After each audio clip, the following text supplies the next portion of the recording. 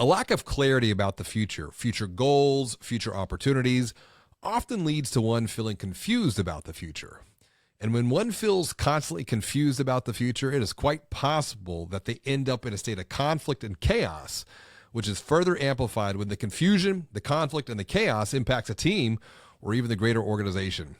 The good news is it doesn't have to feel this way for you, for your bank, for your credit union, or your fintech, especially when you put strategy before structure, which is what we're going to be talking about on today's episode of the Banking on Digital Growth podcast.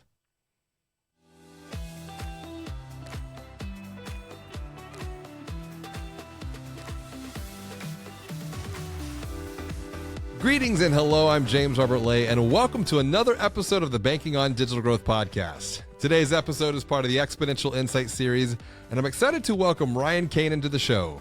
Ryan is the CEO of DocFox, who is creating a remarkable client experience for commercial banking clients through remarkable commercial account opening. And today, we're going to explore the biggest growth opportunities for financial brands when they commit to put strategy before structure, along with potential pains and pitfalls for those that fail to do so. Welcome to the show, Ryan. It is good to share time with you today, buddy. It's really great to be here. Before we get into opportunities for financial brands to put strategy before structure, especially when it comes to commercial banking, what is good in your world right now, personally or professionally? It is your pick to get started. Oh, man. I would say just in the business right now, we're just having some really fantastic conversations, and I'm getting, this time of year I find is a really great travel period for us. And so I'm getting a lot of time to get out and about, getting to meet folks and getting to really just engage and have some wonderful conversations. So I'm in Texas this coming week. I'm in South Florida actually as well. So just getting a chance to engage with folks one-on-one, which is something I really enjoy. It is always good when we're able to get together in real life to have those conversations, because there's no better way to learn about people and what's keeping them up at night. What are their questions? What are their concerns? But on the flip side, what are their hopes and dreams? And I'm curious to get your take on this. When it comes to specifically questions and concerns, what are some of the challenges that you're seeing right now on the commercial banking front that are keeping financial brand leaders up at night? Yeah, it's interesting. I think a couple things. I think what I'm seeing and it probably depends a little bit on the size of the bank, right? Because I think the at different sizes, I think the challenges are different. But broadly speaking, I think there's still this question of how do we get deposits in a cost-efficient manner, right? How do we think about operating the bank more profitably? I think as the banks have been put under a lot more margin pressure, they're trying to think about how they operate more efficiently. At the same time, though, it's not just about cutting costs. There is also a question around how do they actually still continue to grow, right? So this really, I think what I'm hearing is a question around efficient growth. And I think that's certainly a big theme that I'm hearing a lot about. I think another side that I'm hearing about as well in the commercial banking space is thoughtfulness about diversifying their deposit base. And I think that is coming up and more apparent the larger the bank gets in terms of like, what is that mix? And it's also very relevant as to where in the country you are. Because certain parts of the country are just more naturally diversified in terms of their deposit mix. But I think in other parts of the country where you have commercial banks that are highly concentrated in particular areas, I think they're being much more thoughtful about how do they diversify and how do they break out into other areas. But those are some of the main topics that I'm hearing at the moment. When you come to that idea of diversification, where might they be looking to diversify? Because that requires a change of thinking, that requires a change of perspective and mindset. It also requires looking at things through a different lens. What are you seeing on this diversification topic? Candidly, I think that a lot of the pains that I'm hearing right now are still in its infancy. But what I'm hearing folks saying is, well, we want to diversify part of our deposit base. And then, when I try and understand, okay, cool, but how? Where are you looking to do that? How are you going to back that up in terms of what is your strategy to actually do that? I think it is still early days for a lot of folks, because to your point, if you've built up your bank where you are a specialist commercial bank within a very particular area, be that industry vertical, be that geography, that's everything is built around that. If you now want to break into a new market, so much else has to change. And so one of the things that I'm kind of curious about is how much of this is just a very current topic and a current pain. And in actual fact, as market trends shift and as everything evolves, In fact, it's going to kind of fade away in the next couple of years. And how many people are going to truly act on it right now? And I think that that'll be interesting to see. But I think what I'm hearing a lot of folks saying is, well, if we're purely commercial, how much do we want to focus on maybe SMB a little bit more to be able to grow out our SMB mix? If we concentrated amongst, super high deposit, kind of like low digit in volume accounts, how do we look at trying to just get, 1,000 accounts with the same amount of deposits than, 10 with the same amount of deposits? And so that typically then leans itself towards, let's say, a more retail SMB sort of focus. But we're seeing interest, honestly. We're also seeing, banks that have come up with hyper specialized ideas around diversification, which for me is much more compelling. Yes. But when I hear that, I go, okay, that's interesting. Because what I'm hearing then is someone saying, well, our particular strengths are in this area. We have a unique advantage that would be compelling for clients to be able to come over in this space. And this is how we're trying to diversify within this very specific, vertical region area, et cetera. Well, I'm a big believer in the idea of niche. This is something that I wrote about in Banking on Digital Growth, because that allows for an organization to build deep level knowledge, to build deep level expertise, to support and help that niche grow and flourish. But back to your point, in challenging times, kind of like we're in right now, it might feel a little bit tough. It might feel a little bit stressed. However, things repeat, cycles repeat. And so the pendulum will eventually swing the other way. But that's why, too, I think you wrote a fantastic article recently that would provide those who are watching or those who are listening. And the title, the title of the article was "Strategy Before Structure." And I want to really dive into this here because it's an important topic. It's one that I'm thinking about myself, but I want to get your take. What do you mean by this, strategy before structure? Oh, man. And this is, honestly, the reason I wrote this was because this is a conversation we have in our business all the time. We are always calling each other out to say, are we making a decision about our structure before we think about our strategy? And I'll give you some examples. So it is pretty common. They will say, oh, we have a particular problem. Okay, great. Well, then we should hire and then fill in the blank of whatever the role is, right? It's like, oh, we're having a challenge around, I don't know, we're having an issue with this particular place. Great. We should hire an engineering specialist to be able to solve that. And then everyone sits around and goes, wow, it's a great idea. Because if we hired that particular person, they would come with the expertise and they could certainly solve it. And then our lives would be much better. Okay, great. And then everybody gets very excited about it. And we go and build up a job description and we then go out and recruit and hire for this person. And then they come. And then a few months down the line, the problem isn't solved. In fact, it maybe got worse. And suddenly everyone looks around and goes, wait, what happened? And when you go back and actually really understand it, and you go back to trace, back to the origin of the decision, why it came about, what you realize is that we made a decision about how we structure the organization or how we structure a solution without truly understanding our strategy first. In other words, without truly understanding what is the outcome we want to seek, why do we want to seek it there, and then we can get into how we actually get there and how we actually achieve it. And I think that so often it's a discipline and I make this mistake all the time in our team. We kind of hold each other accountable the whole time to saying, well, wait, is that structure before strategy, or are you actually sharing your strategy first? Because the hard part about this, the hard part about solving any problem is deconstructing it into its first principles and understanding, well, wait a second, what does the outcome of success actually look like? And then more importantly, and often this is even harder, why does it matter? Like, why is it even important? Now, if you can do the hard work to get there and it feels fuzzy, it feels mushy, it feels, it's so much easier to just jump down to, here's the solution, let's get it done, let's get moving. But actually the real hard work, I think, is understanding the why and the what. And then once you've actually put in that hard work, in actual fact, the solution almost becomes easy. Like, it almost just falls into place. It becomes obvious of like what you actually need to do. And that's then the structure.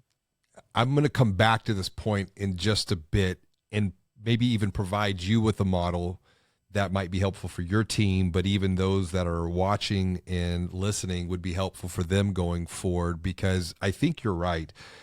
A lot of times when there's a problem, we just want to immediately jump into solving that pain without even thinking, well, why is this pain to begin? I love the perspective of first principles here. And you wrote in this article, unfortunately, too many banks and work with vendors. And they do so without first considering whether their products actually fit into the larger strategy of the bank first. Instead, they do the opposite. And they end up molding the strategy around the technology that the vendor is providing that they end up working with.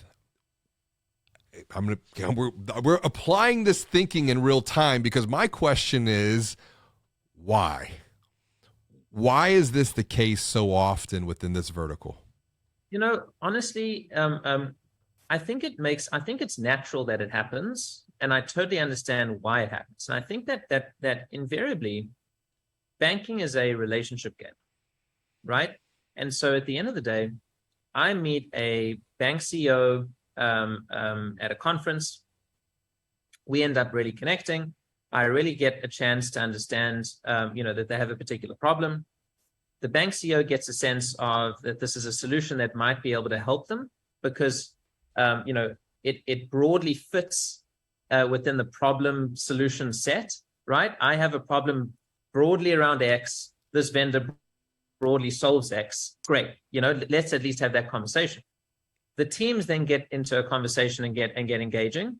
And so typically, it's the CEO, that's the CEO's level of engagement, right? So usually that, kind of ends there. What then often happens is it goes through to the teams. The teams now have just been passed on a lead from the CEO. They take that, of course, very seriously. They look at the product, and the product itself is maybe a great product. Like, they watch the demo, and the demo looks incredible. It's exceptional. Like, the client experience is amazing. And in fact, more so, I look at a white label demo, and I can see my bank in this demo doing incredible things, like fill in the blank of like whatever amazing, and there's really incredible fintech out there. There's amazing technology. So I get to see myself in an extraordinary end state.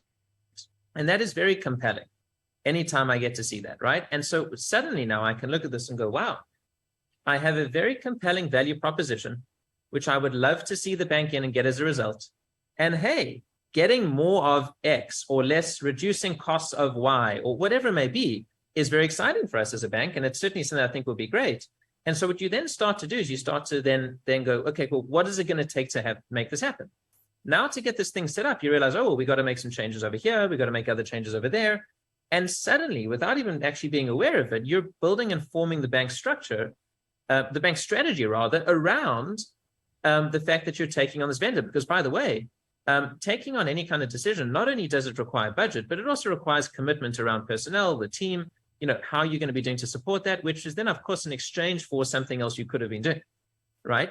And I think that, what is interesting, is, I've had the privilege of working with some banks recently who are incredibly self-aware in a tremendously refreshing and healthy way, and who are also able and comfortable being vulnerable in what they don't know and asking for help.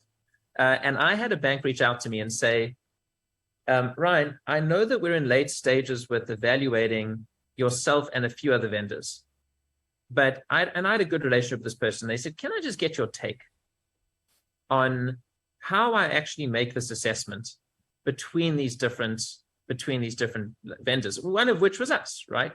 And they said, but just on an objective level, like, how do you think about this? And I said, well, what are you trying to do? And they said, well, we're trying to grow deposits. I said, great. And that's a common trend in the industry, right? But how? And actually, more importantly, why? So why do you want to increase deposits, right? And then, okay, but by how much do you want to increase deposits? Okay, but what kind of deposits are important to you? So are you comfortable just getting, 10 large corporates, each depositing 100 million? Is that okay? Or are you saying that you prefer to be a lot less? Now, they didn't necessarily have total clarity on that. But even if they did have clarity, my next question would be, does your executive team have alignment around that? Is your board aligned around that? Is this something that's been socialized in the organization, that as a bank and as a financial institution, this you have conviction in this in terms of as a need? In other words, that this is how you want to do it. Okay, great. Now, once we say, this is what they want to do, that their big focus is let's just make this up. I'm now outside of this conversation. Let's imagine they said, great, we want to grow deposits efficiently We want to gain $1 billion in deposits over the next 12 months, and we want to do that in an efficient way. Okay, great. That's fantastic. Now, can I understand what is your strategy to actually do that? Now, too often the answer is vendor X. But that's the problem, because vendor X is simply just structure. They're just rails that they're putting down. It's infrastructure that they're placing into the bank.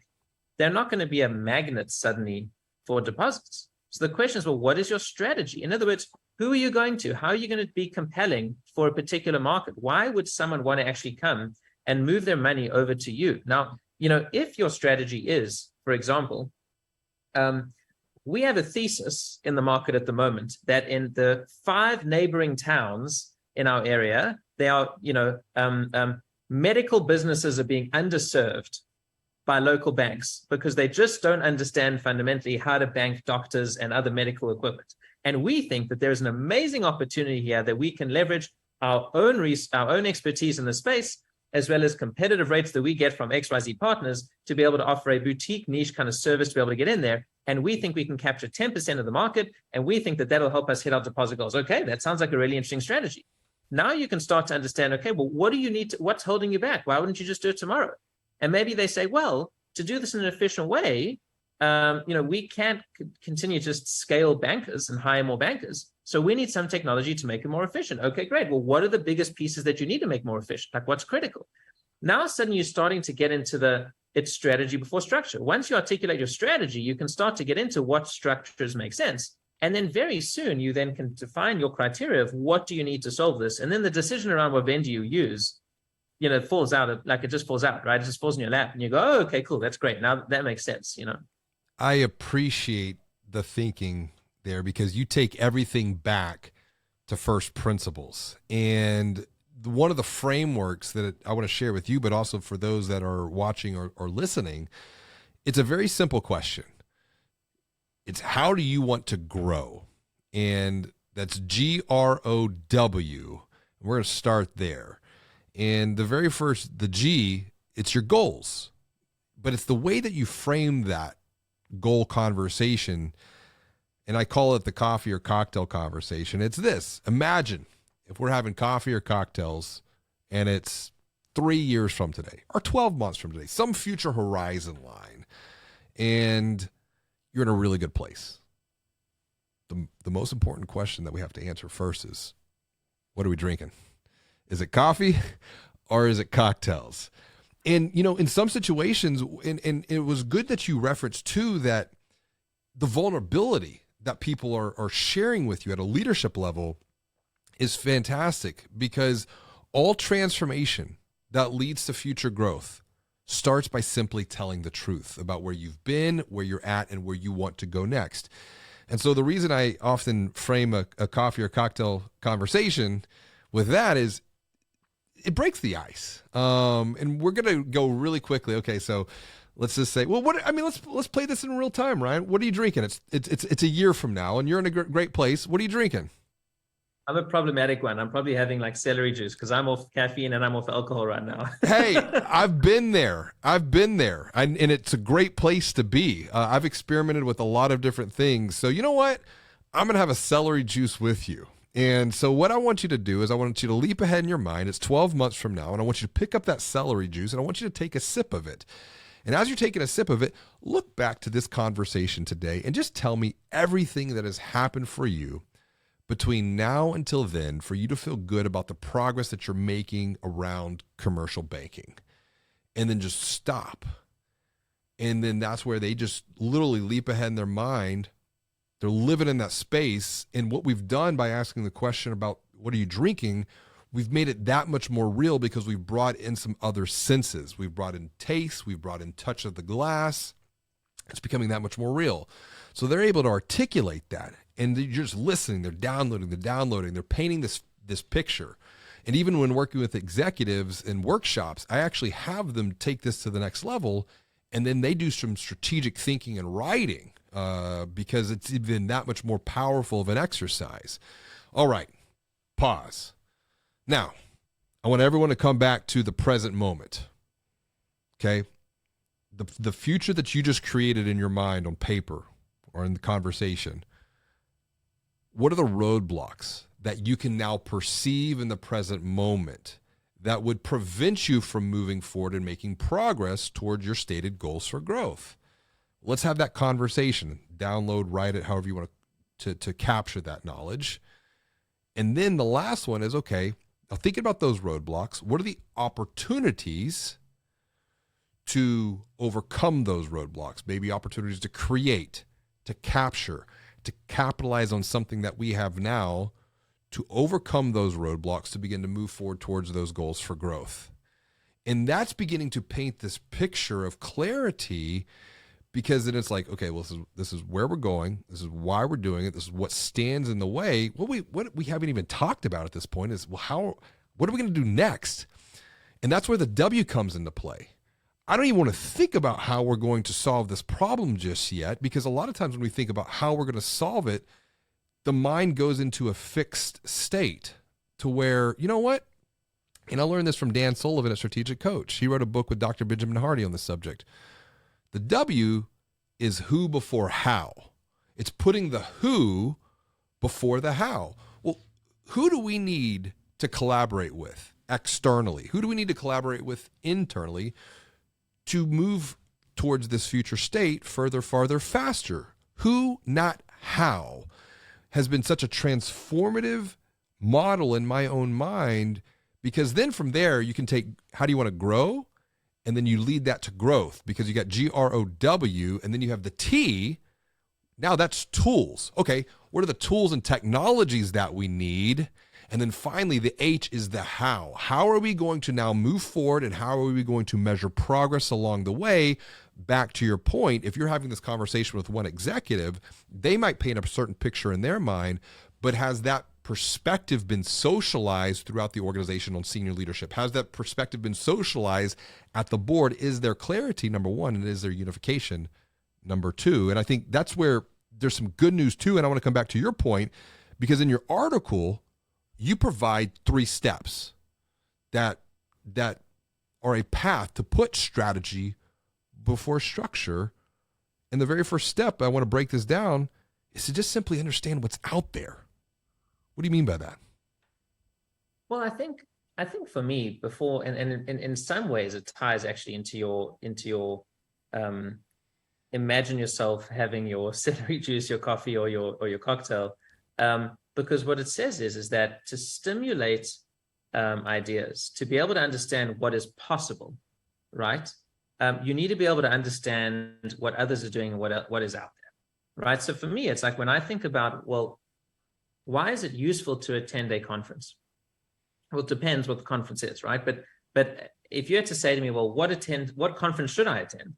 I would say, is there an opportunity for you to go to a place where you can be exposed to what people in your area that you regard to be exceptional are doing, and the kinds of people that you want to become, or the bank that you want to become, to get a sense of what they're up to? What are they doing? Now, it's not because you want to necessarily take that on, because it's likely that their strategy won't necessarily apply to you, but seeing those things can be the seed of inspiration to be able to get a sense of, okay, great, I get a sense of where I'm at, right?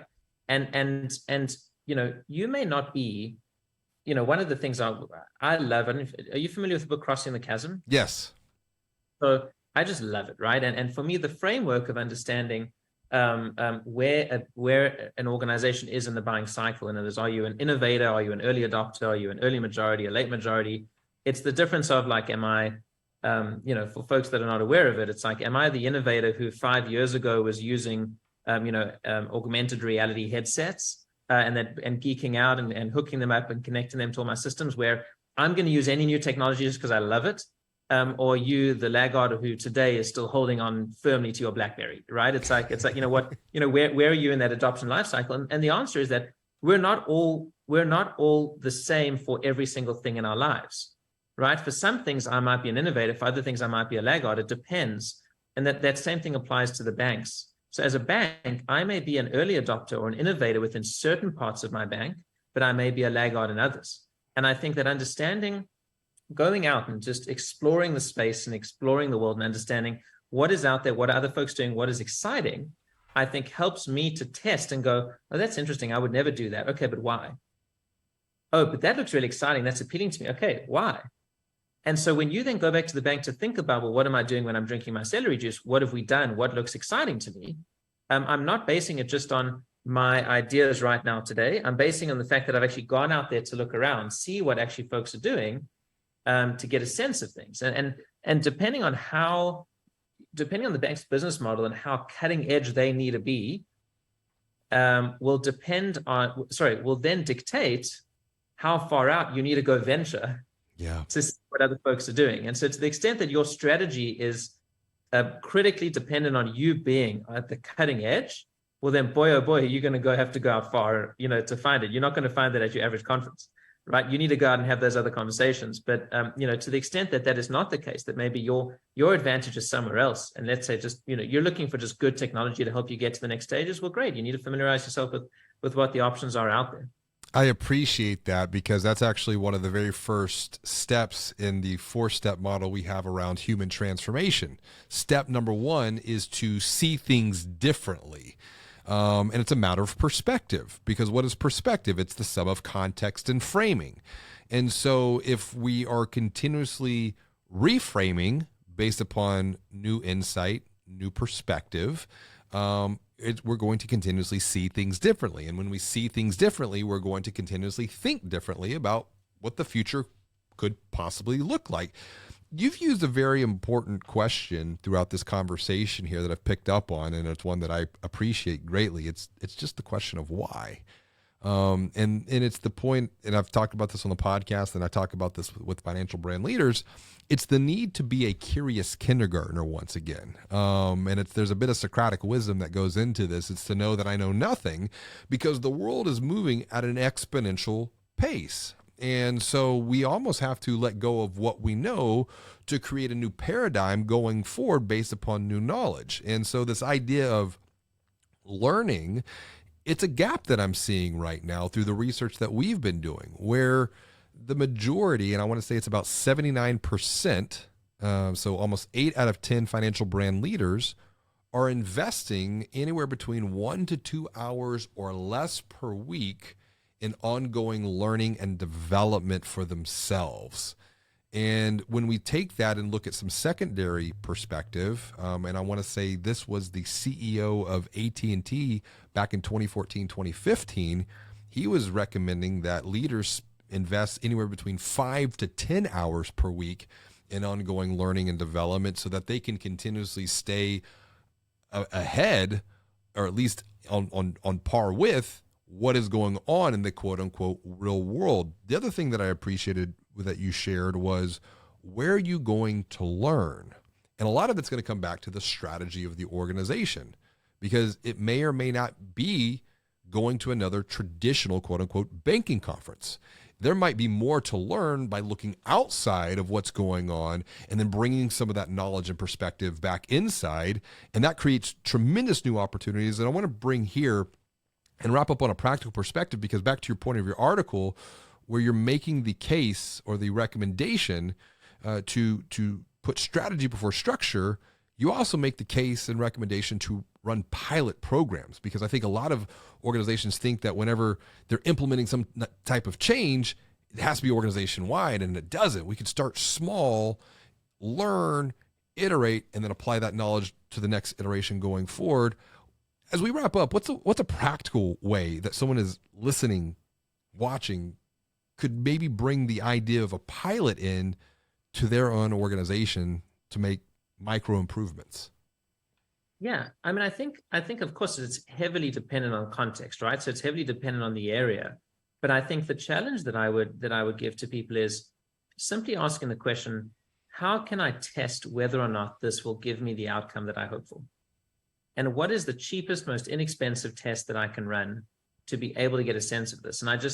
And even if that's like doing so with what's the in where I'm from, we say putting things together with sticky tape and press stick. It's like duct tape. Right. Even this thing is like duct tape together behind the scenes. It doesn't matter. It's irrelevant. The question is, how do I run and simulate this thing to test and see if it'll even work, right? So if there's a particular promotion that I want to run and I want to see whether or not my clients will even want this, well, where are these clients? Go and interview them, go meet them, tell them you're offering it and offer it to like 3 people and then honor it. And even if you got to manually do it behind the scenes, use that to be able to get the feedback and test it. If it's a new technology, how can you roll this out in a single branch with a single banker who loves tech and will be able to, give this thing a real go before you need to worry about, kind of running this thing through the core and putting it through all your vendor due diligence processes and procedures. How do you just get nimble with some of these pieces? And potentially, often then the break becomes, but it's bank data, it's sensitive information. Okay, great. Then cut that out. Make sure you do it without any sensitive information. Because I'm not suggesting people take on undue risk. You can be nimble and move fast without taking on unnecessary risk. So then make sure that you sanitize it and tell the vendor, hey, you're not allowed to do this with any bank sensitive data. All that stuff is manual. Now, what could you do? How do we test this thing out? Otherwise, your innovation cycles are like 18 months. Yeah. And that's too slow. Yeah, and I think that's such a great recommendation going forward. It's to obviously test, but it's also then to have those conversations with the people, both internally, but also externally, and get some of that human-centric feedback, which leads to continuous human transformation that can coincide with digital transformation going forward.